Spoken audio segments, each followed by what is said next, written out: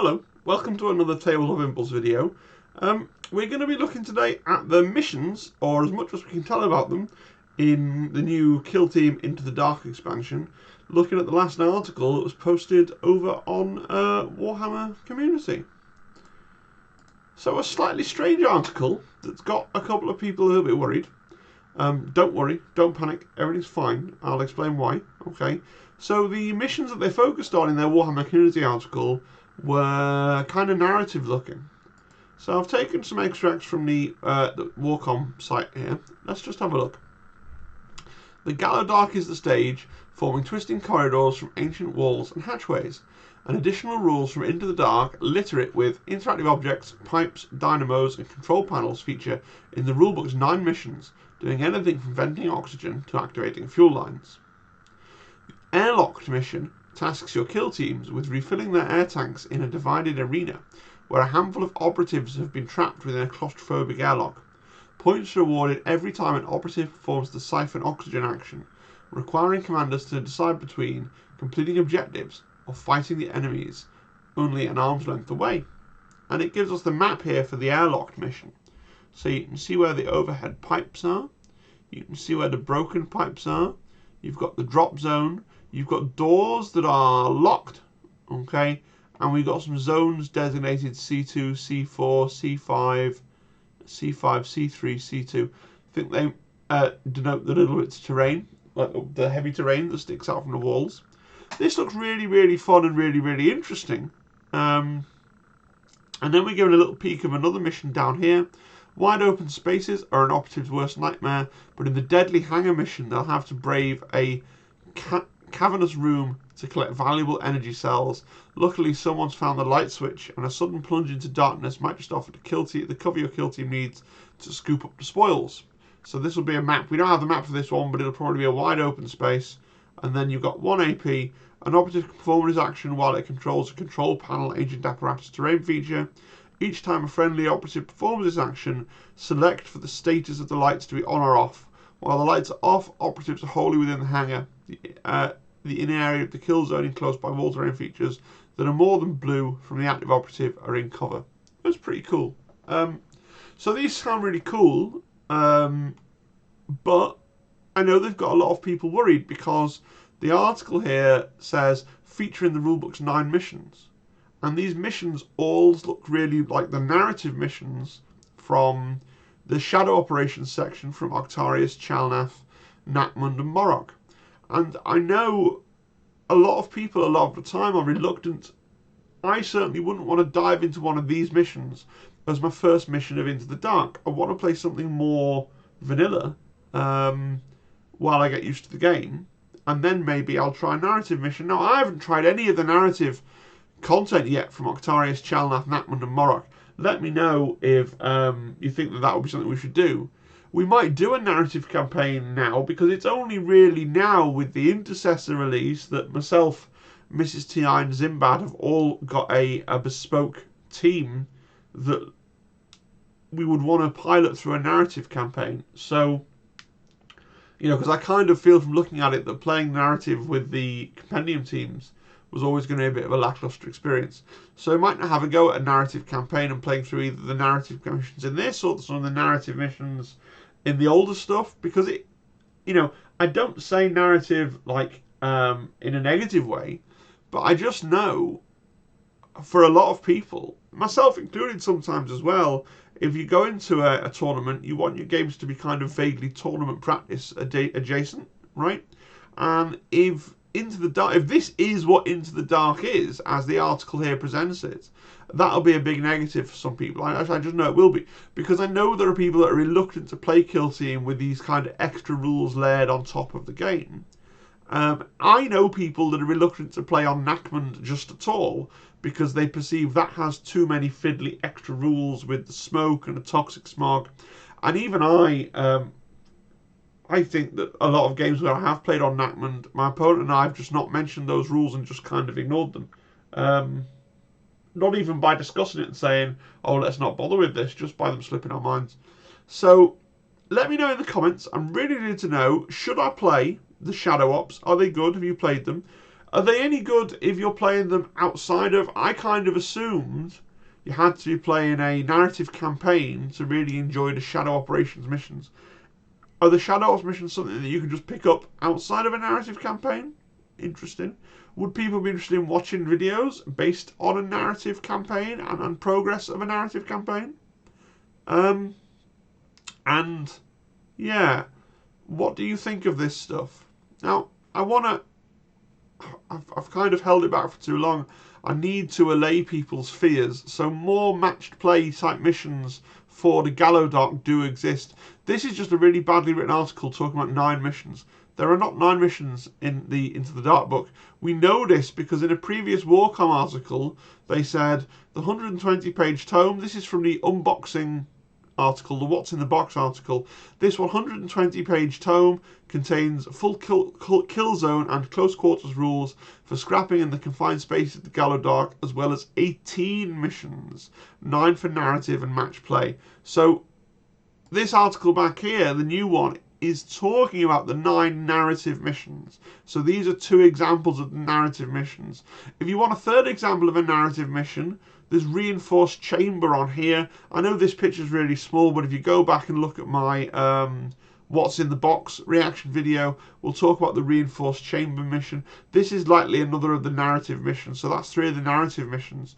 In terms of the match play missions, we know from the Warhammer Plus video, again, if you haven't watched that, go and find my Everything We Learned About Kill Team from Warhammer Plus. They played a mission called Command Station Control, with 3 objectives, and you just have to control the objectives, 1 VP for each objective control at the end of each turn. Really standard mission. So those kinds of standard missions do exist, and certainly for my first game Into the Dark, I'm going to want to play something really standard like this. Okay, we've also got another example of a standard mission down here, Full Scale Attack. And again, I know in this video this is very small. This is because I've pulled this from an earlier video I did reacting to the What's in the Box article, but this Full Scale Attack is on a page that has the critical operations thing in the side. So don't worry, okay, you are getting 9 interesting, cool narrative missions with oxygen and lights, and you're also going to get 9 more match play missions. So you've got whatever flavour of thing you're in the mood for on that day, you can find missions of that particular flavour. I also wanted to touch on the annual missions. Okay, so the Warcom article, the latest one, also included talk about these annual missions. So it says, you won't just find missions in the Into the Dark rulebook. The Kill Team Annual 2022 comes packed with plenty to do. 4 kill teams play a deadly tug of war over central objectives in the secure strategic gains set in a double-size kill zone. The ability to push the controlled objectives closer to your drop zone means it's even more important to strike quickly, as an early lead can set teams up for an easier defense later.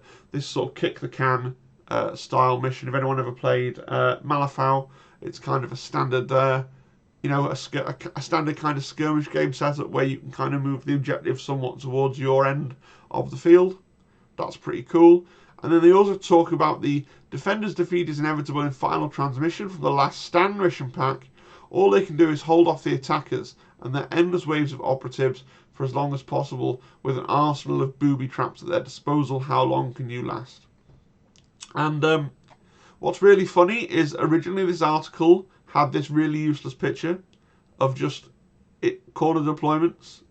So that maybe Secure Strategic Gains, I think it was, is going to have corner deployments.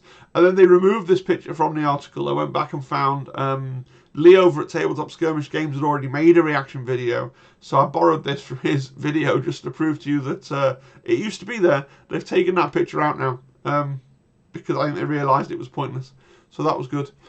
So we got 3 multiplayer mission packs. This is from an earlier article, this bit down here. This is from an earlier article where they first announced the annual. They said there was going to be 3 mission packs, including multiplayer critical operations, Desperate Last Stand, Shadow Operations, and 10th Centuries games with 15 missions and all. So I would be guessing then that we know that we've got Secure Strategic Gains is a 4-player multiplayer mission. That's one of our multiplayer missions. Final Transmission is one of these Last Stand missions. And then I reckon that the Sentries will be reprinted from White Dwarf, because we know that they're reprinting a lot of White Dwarf content in the annual. That's kind of the point of the annual. And the Sentries rules will make up 6 of the 15 missions, right?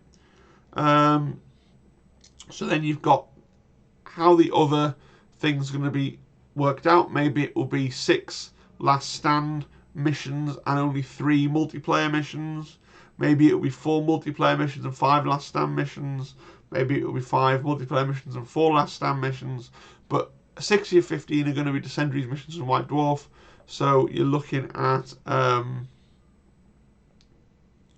9 more missions split between these other 2 mission packs. I think these missions look really fun. They're kind of neither narrative nor matched, are they? They're kind of that. They look to me to be that kind of more open play thing, that third thing, that kind of beer and pretzels stuff. That's kind of the content I want from an annual. I don't know. Annual always puts me in mind of getting like the Beano annual at Christmas as a kid, and having little puzzles and things to do and fun bits and pieces to do. Like I quite like the idea that we're getting some kind of just more lightweight stuff to play for, for grins, rather than for kind of trying to grind out and see who can win in a real test of skill, just to play around and have a mess about and scream and shout and yeah, that'll be quite fun.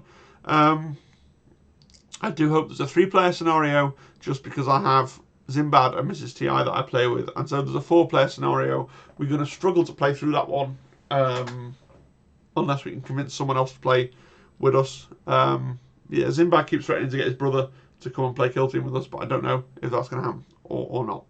So we'll see.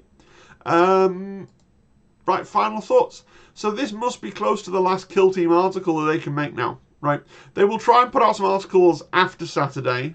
They always do. And then we will ignore them, because we'll already know exactly what's on every page of the book, thanks to the various men with books, that's MWBs, yeah, the various men with books who will give us page-by-page rundowns of what's in the rule books. So after Saturday, you'll kind of be getting my second-hand reaction to, I've got a lot of videos to make. There's going to have to be a video about the Navy, a video about the crew, a video about the Star Striders, that'll be first, a video about the Galapox, right? A video about close quarters combat, a video about mission packs, another video about mission pack. So it'll be a lot. I mean, work really cut out for me to kind of get through all that stuff.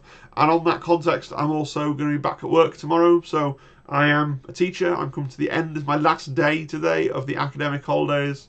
So I've got a training day tomorrow. So I'm at work all day tomorrow, but no kids. And then on Friday, we've got the final year kids and the first year kids. So year 11, year 7 are in. And then from Monday, it's full-time back to school for everybody. So I'm going to spend this afternoon doing prep for my return to work, so I know what I'm supposed to be doing. I've got a vague idea, they don't change that much year on year, but I need to do some prep. And then yeah, so that might impact the schedule. I am still hoping to do a hobby stream tomorrow night, Thursday night hobby stream. I'm looking forward to that. Been working on the Star Striders, so I'm probably not going to get to do much on today because I've got some prep to do. Yeah, that'll be really good. And then obviously we'll have to play it by ear regarding the channel and how it goes with the baby on the way and everything else. But I do still intend to continue doing the channel and intend to continue putting up videos. The live streams may eventually go by the wayside. Anyway, enough rambling. I guess if you stick around to the end of the video, it's the rambling, the slice of life stuff that you're interested in, right? And all the people that are just here for their injection of concise Kill Team content have now left. So if you are still listening, you're probably someone that should be subscribed. If you're not, please subscribe. And I'll catch you next time. All right. Thanks, everybody. Cheerio.